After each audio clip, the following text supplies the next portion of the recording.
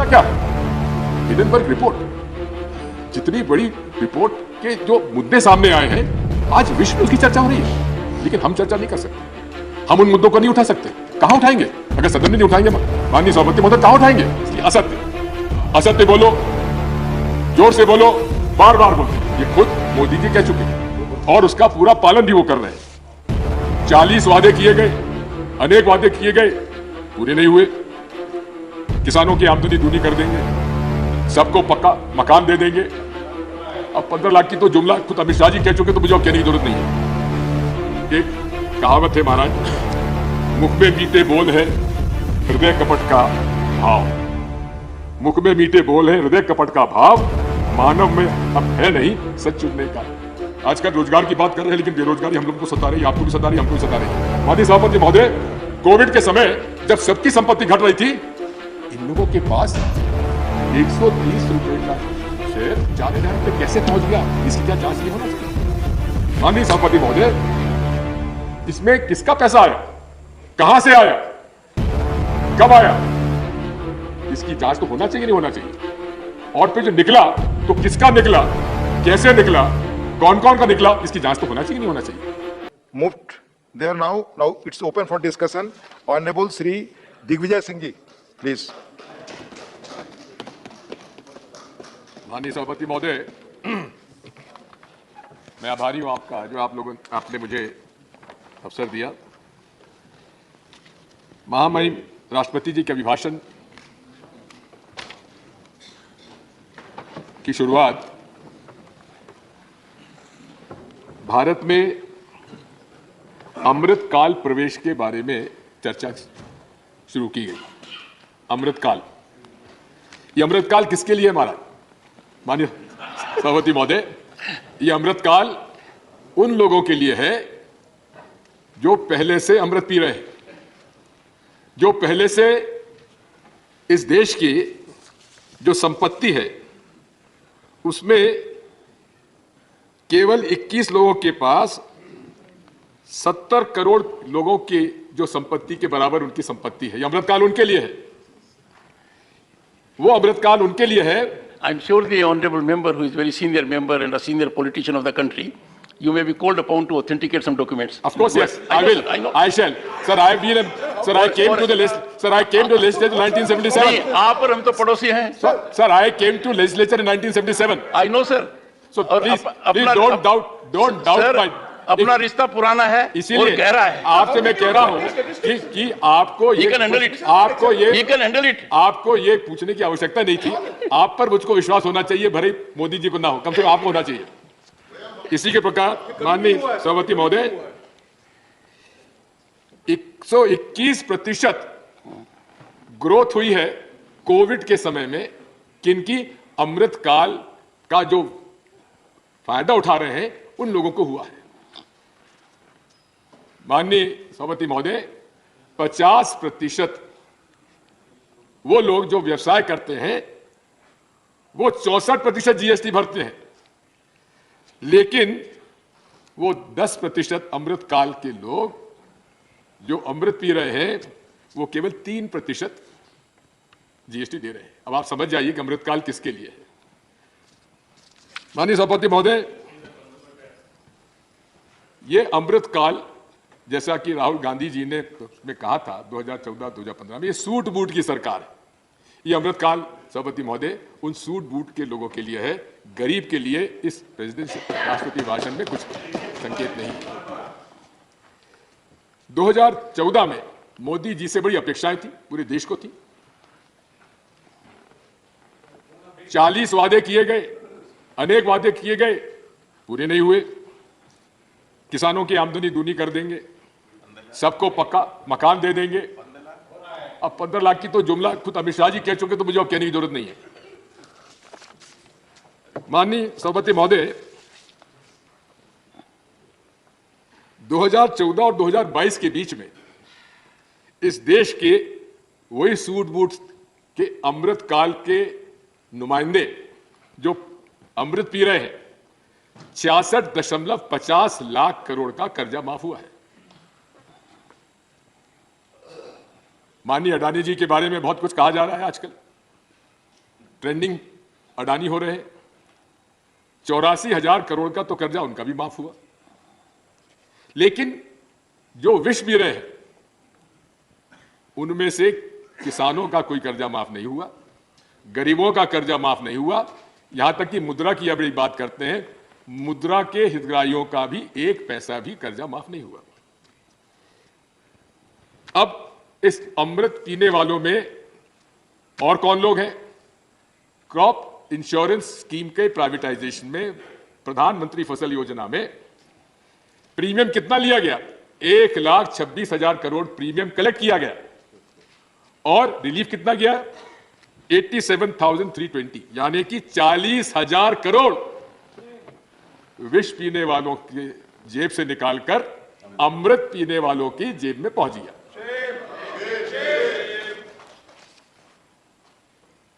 माननीय मोदी जी की भाषण देने की शैली, और एक कहावत है महाराज, मुख में मीठे बोल है हृदय कपट का भाव।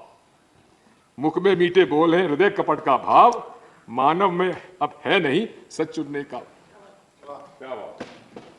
सच सुनने का चाव। मोदी जी की नीति है, अब मैं झूठ बोलूंगा तो आप कहेंगे पार्लियामेंट्री नहीं है, इसलिए असत्य, असत्य बोलो, जोर से बोलो, बार बार बोलो, ये खुद मोदी जी कह चुके हैं और उसका पूरा पालन भी वो कर रहे हैं। माननीय अडवाणी जी ने मोदी जी के लिए सही कहा था, अच्छे इवेंट मैनेजर है, अच्छे इवेंट, कोई भाई मौका मिल जाए उनको तो इवेंट करना है। जीएसटी का विरोध करते रहे, लेकिन जब जीएसटी लगा तो उसके लिए भी उन्होंने इवेंट कहां किया? जहां पर कि जो आधी रात को सभा बुलाई गई और कहा कि नया युग का हम लोग प्रवेश कर रहे हैं। माननीय स्वाग रचाता वही है जिसके मन में चोर, जिसके मन में चोर। माननीय सदस्य को जानकारी देना चाहता हूं कि स्वांग खासतौर हरियाणा में एक बहुत महत्वपूर्ण कला है, इसीलिए और इसीलिए मैं कह रहा हूं, और उसमें कर रहा हूं। माननीय सदस्य, उसमें वो कुछ नहीं है जो आप बता रहे हैं जी। मैं इसलिए कह रहा हूं कि सुनिए, first sir, you are, sir. If I don't yield, then Sir, he's not yielding, sir. I'm sure you should know it. Let me make it very clear. Let me make it very clear to Dr. Jairam Ramesh that he must read the rules.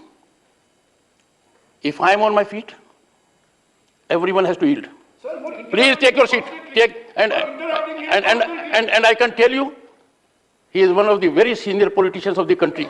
He does not need anybody's support. This is my suggestion. One second. Sir, I'll tell you my difficulty. One second. Sir, my difficulty. I was there at Surajgarh Mela. We had several diplomats. All the SCO countries were there. There were 40 countries. And I reflected on Swang. And I gave all its virtues. Now this virtue, which you seem to have innovated, escaped my attention. This is what I was saying. Sir, I compliment you. Go ahead. If you are a bigger Swag Rachata, then Modi ji, my compliments to you, sir. Sir.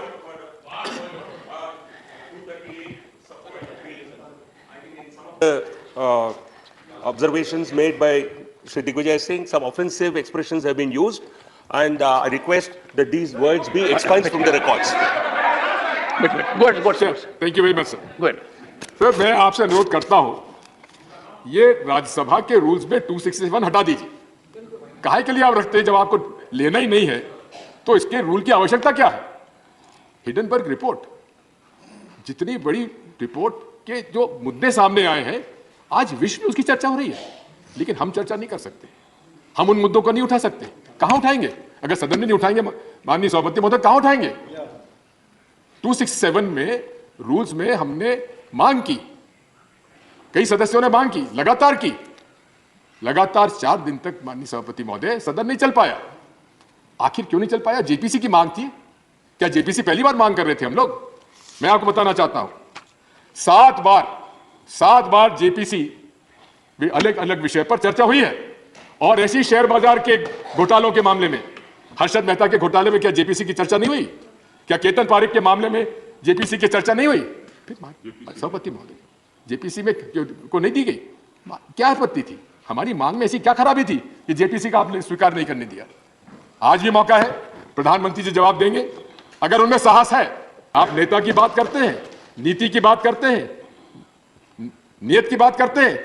माननीय सदस्य महोदय, मोदी जी दिखते बड़े शक्तिशाली हैं, लेकिन अंदर से क्या है गुजरात वाले जानते हैं और हम लोग जानते हैं। अगर उनमें साहस है तो जेपीसी अनाउंस करें और हम लोग उसका स्वागत करेंगे। दूध का दूध, पानी का पानी होने दीजिए। क्यों डरते हैं आप? माननीय सदस्य, आपने एक प्रश्न उठाया कि रूल 267 के तहत आई एम नॉट कास्टिंग नहीं आपने sir, I am not casting aspersion. I am responding for a simple reason that the honorable member has in specific terms indicated about my ruling under Rule 267. Take your seat. Take your seat. 267. That ruling, honorable member, is very categorical. Not a single. No, take it. Sir, take it. Honorable member may be informed.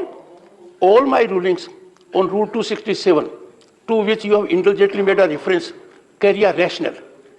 And notices were not accepted for a simple premise indicated in this House that the notices were not in order. As a matter of fact, the honorable members who gave notice deprived me the opportunity of going to the text of it, because the honorable members, in spite of my categorical ruling, did not fulfill the requirements that were essential to Rule 267. One second. Therefore, the suggestion of the honorable member that this rule should not be in the rule book perhaps needs reconsideration. Sir, I appreciate your sensitivity on this issue, because Dr. Keshav Rao had mentioned in his letter to you, sir. One second. Go ahead, sir. That kindly tell us where we have gone wrong. I would request you, sir, on behalf of the members, kindly frame a format on which Rule 267 has to be presented. We'll do it. Honorable member, Sir, on you are three one of the most- occasions. Sir, you are extremely wise person. Honorable member has raised a good issue.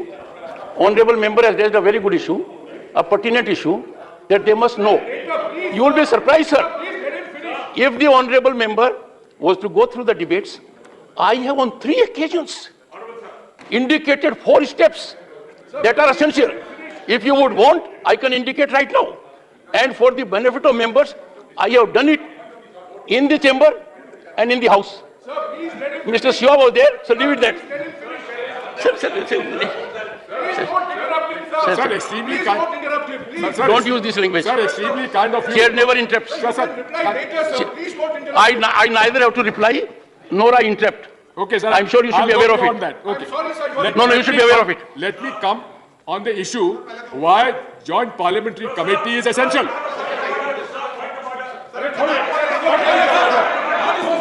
So now I'm not yielding. Sir, I'm not yielding. Sir, I'm yielding to you. I'm not yielding to him, sir.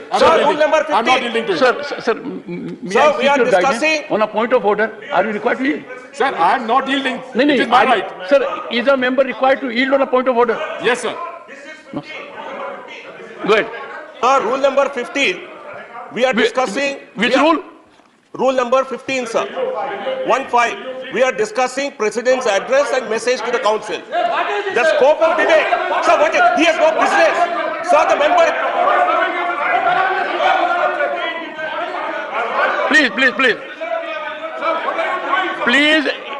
Please hear the honorable member in silence. Observe silence, hear the honorable member in silence. Please. Go ahead, sir. Take your seat. Point of order, sir.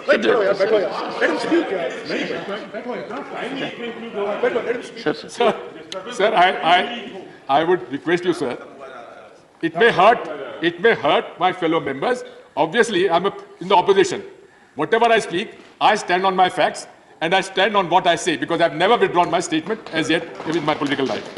Sir, एक Hindenburg report में एक जो विषय आया है, अंतर्राष्ट्रीय अर्थव्यवस्था में ग्लोबल इसमें चर्चा है, आज विदेशों में चर्चा है कि कितना बड़ा घोटाला हुआ है, लेकिन हमारे रेगुलेटरी अथॉरिटीज जितनी है उनमें से ना सेबी और जहां ईडी, आईटी, सीबीआई आप जानते हैं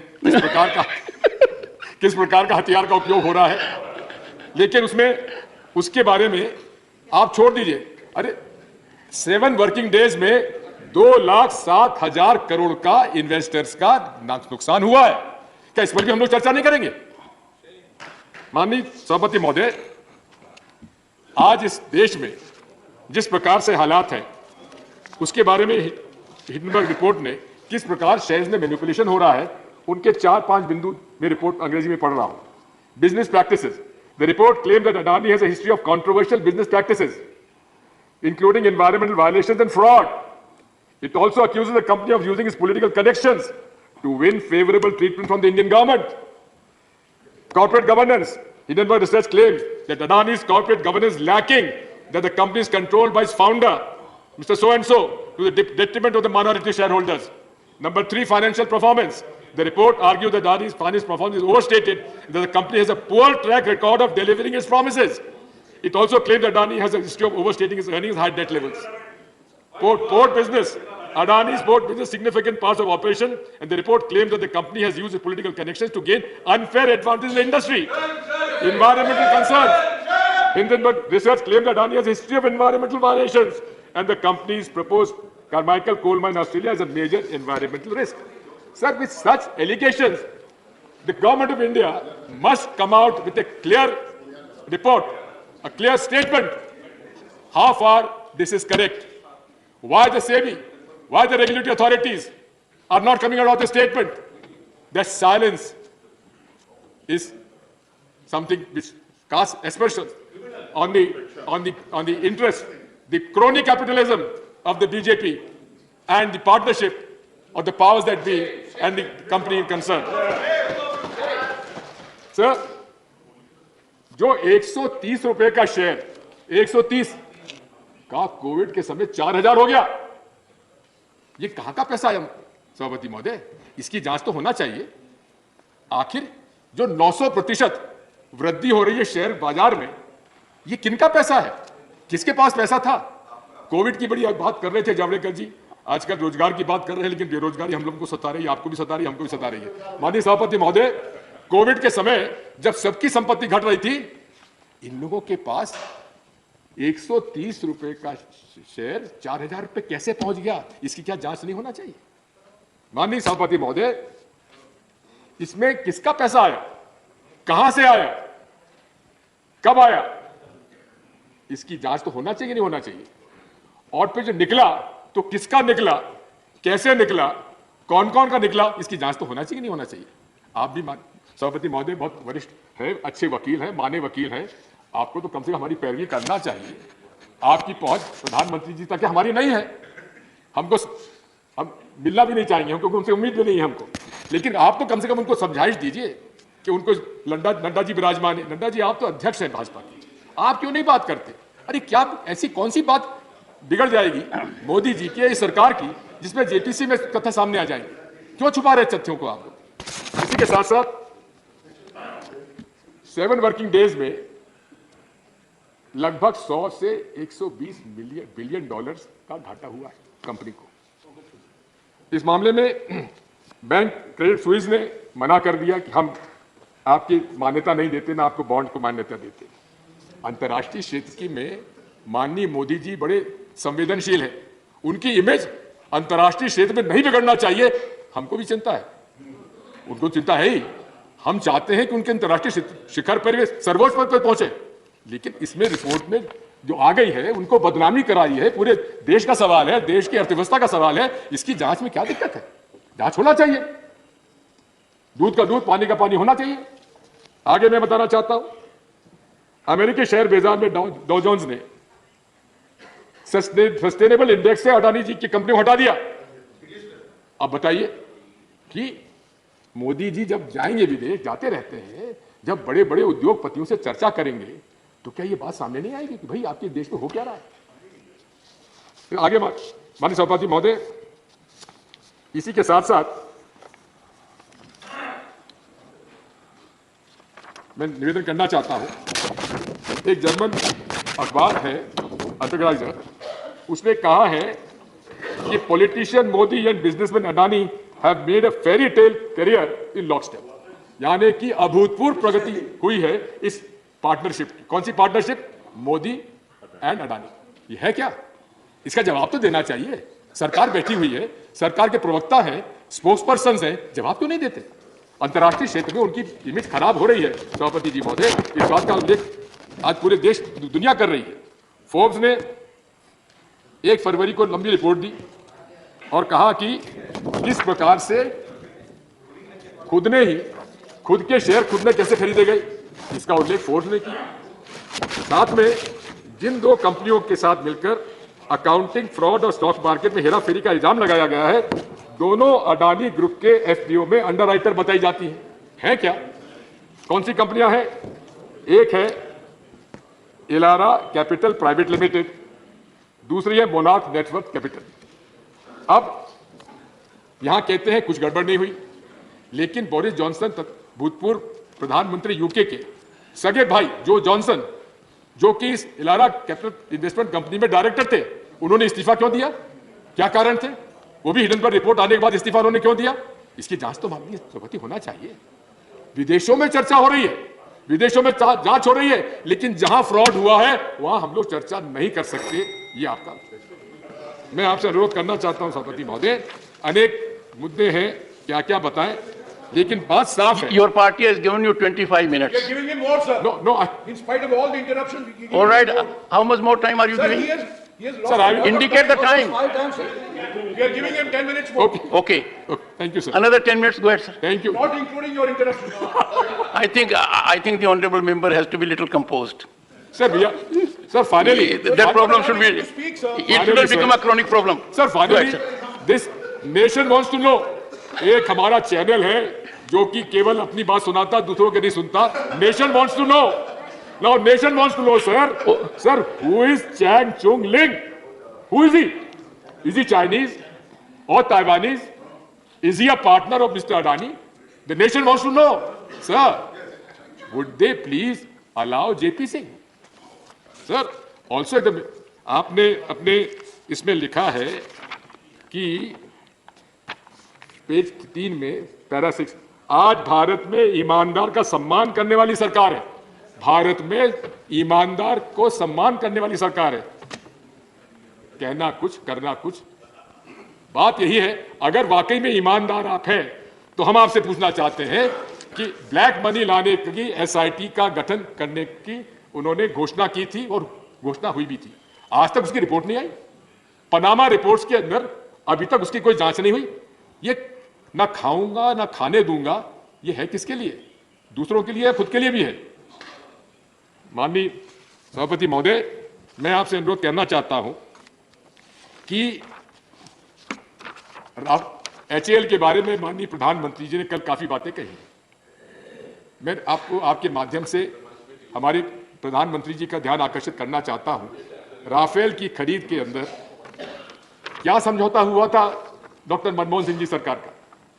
108 विमान खरीदे जाएंगे, उनमें से अधिकांश विमानों का निर्माण कहां होगा? एचएएल में होगा। लेकिन माननीय प्रधानमंत्री जी ने, मेरा यह आरोप है कि बिना रक्षा मंत्री के सलाह के, बिना वित्त मंत्री के सलाह के, बिना जो रूल्स और प्रोसीजर है गवर्नेंस का उसको मानते हुए उन्होंने 36 राफेल हवाई जहाज डायरेक्टली खरीद लिए। मैं पूछना चाहता हूं आपके माध्यम से, is it true that the defence minister and the air force leadership are kept out of the loop before the PM announced the deal from France in April 2015? My second question to him is, when did the Chief of Air Staff issue the Services Qualitative Requirement, SQR, for 36 Rafale? Please specify the date, month and year. Number 5, the next question, sir. When was the date of categorization committee meeting date that discussed the SQR for 36 Rafales? We want the name, the date. Last question. When did the Defense Acquisition Council approve the recommendations of the categorization committee and certify the acceptance of necessity for 36 Rafale? ये राष्ट्र के सुरक्षा का प्रश्न है और सुरक्षा के प्रश्न में भ्रष्टाचार का आरोप है। मैं खुद नहीं कह रहा हूं, आप ही के माननीय भूतपूर्व संसद सदस्य सुब्रमण्यम स्वामी जी ने इस बात पर प्रश्न चिन्ह लगाया था। क्या राफेल के बारे में भी आप लोग हमें नहीं बताएंगे? ये पूरे जो भ्रष्टाचार का एक वातावरण बन गया है, अमृत पीने वालों का, जो क्रोनिक कैपिटलिज्म आज इस देश में पनप रहा है, हमको उसके बारे में चर्चा तो करने दीजिए। इतना न्याय तो करिए महाराज।